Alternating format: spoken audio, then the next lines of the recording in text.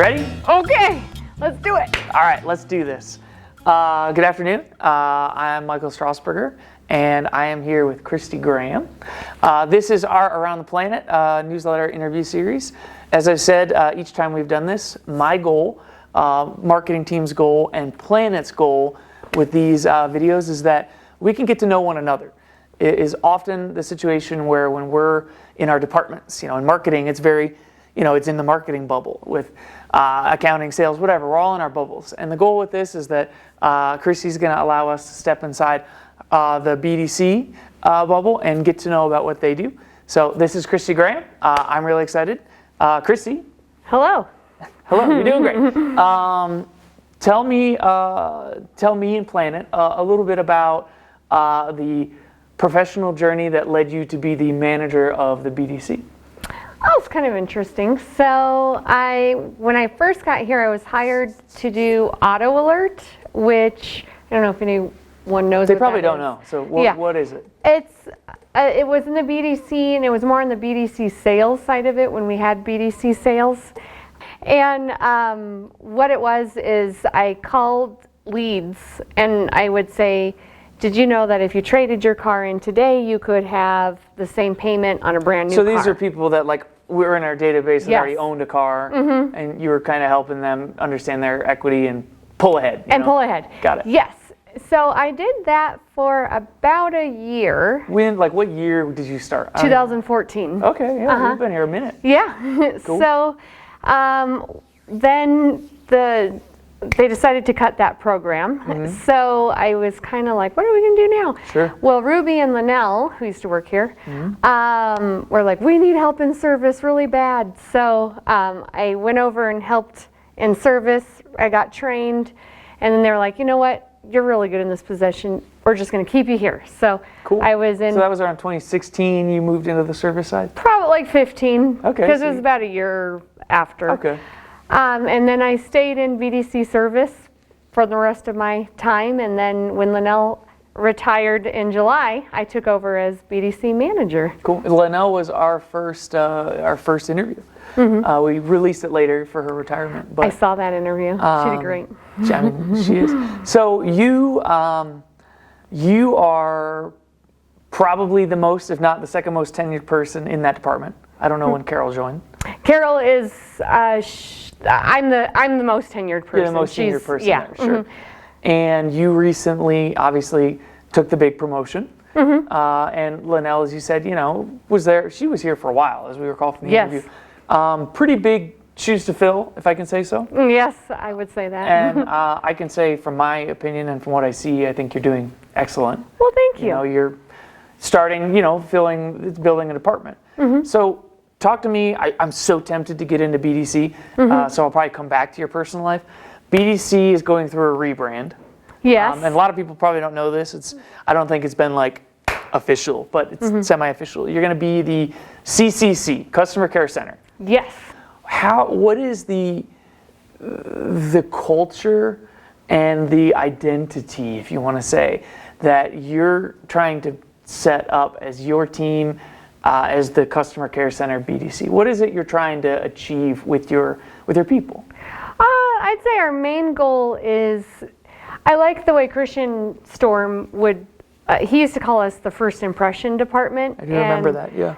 That's still the culture I try and build. So when I train new BDC reps, I explain that our goal is to make them happy to come in, and to know that they're welcome, that their business is appreciated, and I think that sets up the advisors when they come in. So they're already happy with us. They're already wanting to be here. So then when they come, the advisors just set up to succeed more than if we just kind of looked at our job as, I'm just setting an appointment, I don't really care, and a customer kind of had a bad experience over the phone. They're going to carry that when they come in. Absolutely. And then the advisors now they've got to play catch up to get this customer happy with us again, so to speak.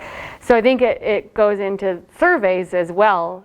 It starts over the phone. So that's kind of that's where I try and build it from, is we're the first impression a lot of people have, and we have a lot of new customers for both Honda and Hyundai coming in. So I think that's kind of the culture I try, you know. So kind make of a difference. You're trying to go beyond that just appointment taker, concierge, but much more of a educator. And I listen to your, I see you guys I hear you guys educating the customer about here's what they can expect, here's what they can, that's the big one. Here's what you can expect, because I always say on the sales side, people have consumers, us as consumers, anyone as consumers, are more educated now than they have been probably ever. And a lot of times the only thing they don't know, they have a pretty good idea of what do I need to get done, what's it going to cost. The only thing they don't really know is like what's going to happen when I get there. Yeah. So I've heard you all talk like that and very well explain, here's what you can expect, staying in a car, you're going to be greeted, you're going to be checked in, all that kind of stuff. So here's an opportunity for you to brag on your team a little bit. What are you proud of? You've been leading that team for a while now. You've grown some, you've hired some of them, you're building that team. What are you proud of your team for? Well, I'm proud of, we have a goal ourselves of answering calls in less than a minute. So our goal is 80% of our calls to be answered in less than a minute, 13 days a month. And we are getting back to that. Like last month we met our goal. Nice, congratulations.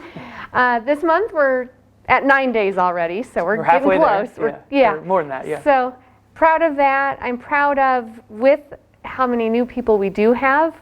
A lot of my other tenured members are helping the new people. That's so cool. So there's kind of like you got that experience and inexperience, and they're collaborating. And they're collaborating and they're helping each other. And my goal for our team is to be a team, like to legitimately feel like we're all working together, we're all helping each other, we're a solid team, and I feel like that's what we are. Sure. So there's one thing that most people probably don't know.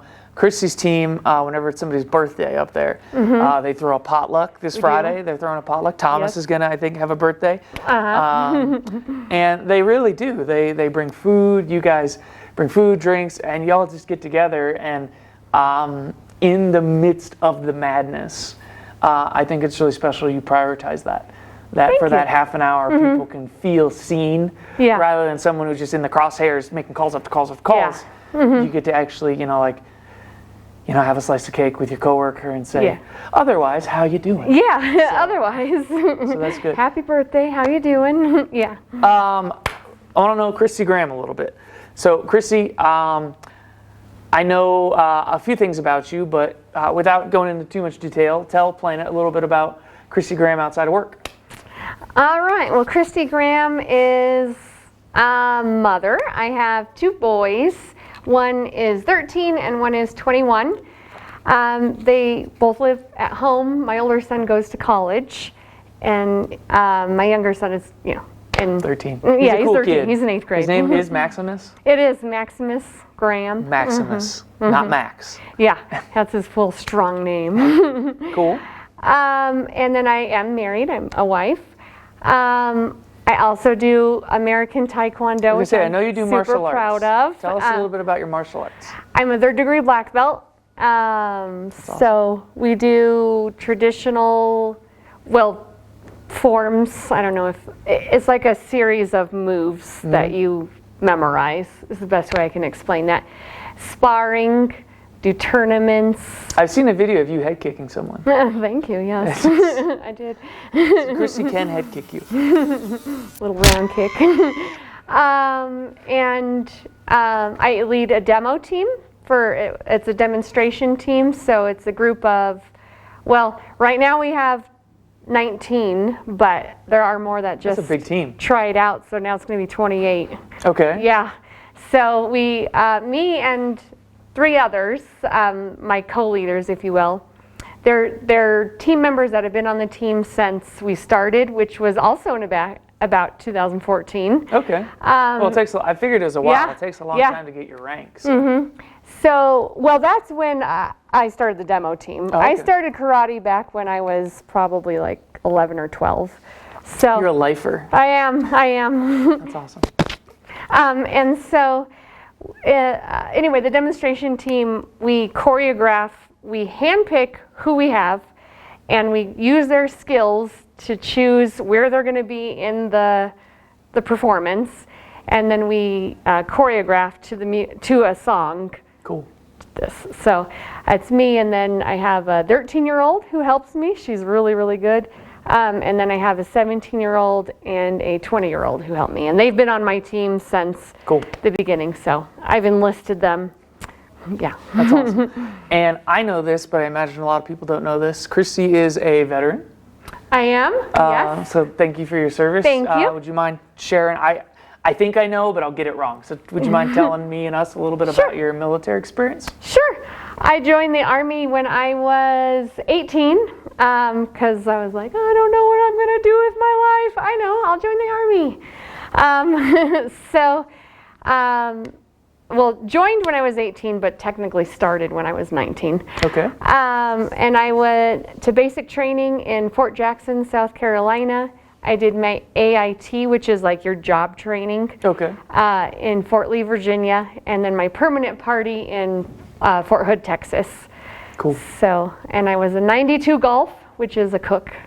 Sweet. Because I really wanted to be a chef, and I'm like, what a great way to learn how to be a chef. But if you know anyone who's ever been in the Army who was a cook, you would know that that is a completely different thing. It was not Food Network. It's not Food Network chef. It's more like mass producing your food, just cutting, I don't know, high volume, endless onions and green peppers and, just. That's awesome. So, how long was your service period?